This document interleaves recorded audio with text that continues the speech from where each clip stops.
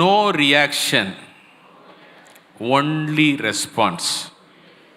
Reaction என்றால் என்ன? ஒரு தாக்குதலை அல்லது ஒரு சூழ்நிலையை பிசாசு கொண்டு வர்றான்.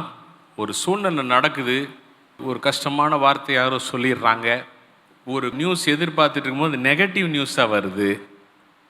ரியாக்ஷன் என்ன தெரியுமா? உடனே முகத்தை தூக்கி வச்சுக்கிறது, உடனே ஓன்னு அழறது, உடனே துக்கத்தோடு இருக்கிறது. இப்படி இருந்தால் இது பேர் ரியாக்ஷன். ரியாக்ஷன்னா தீமை உண்டு பண்ணும் விளைவு, சாதாரண விளைவு. தீய செய்தியை கேட்டால் எந்த மனுஷனும் துக்கப்படுவான், ஆதங்கப்படுவான், கண்ணீர் விடுவான், முகத்தை அப்படியே சோர்ந்து போக விட்டுருவாங்க. ஆனால் ரெஸ்பான்ஸ் என்றால் என்ன தெரியுமா? ரெஸ்பான்ஸ் என்றால் ஆவியானவர் சொல்லுகிறபடி பதிலடி கொடுத்தல். நீங்கள் ஒரு ரிப்போர்ட்டை எதிர்பார்த்துட்டு இருந்தீங்க, பேட் ரிப்போர்ட் வந்துருச்சு.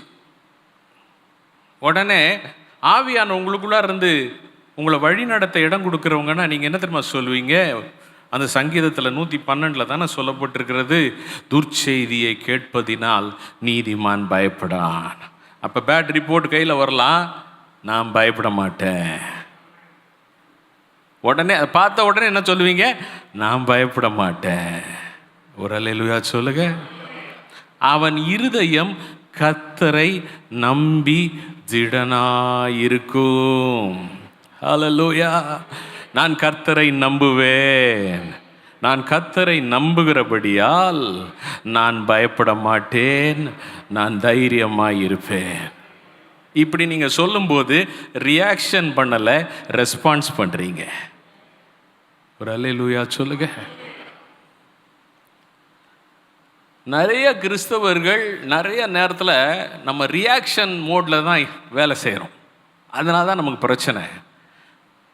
ஆனால் ஆண்டவர் என்ன சொல்கிறாருன்னா, நீ ரியாக்ட் பண்ணுறதை நிறுத்து, என் ஆவியானவர் சொல்கிறபடி ரெஸ்பாண்ட் பண்ண ஆரம்பி, நீ ஜெயிப்ப.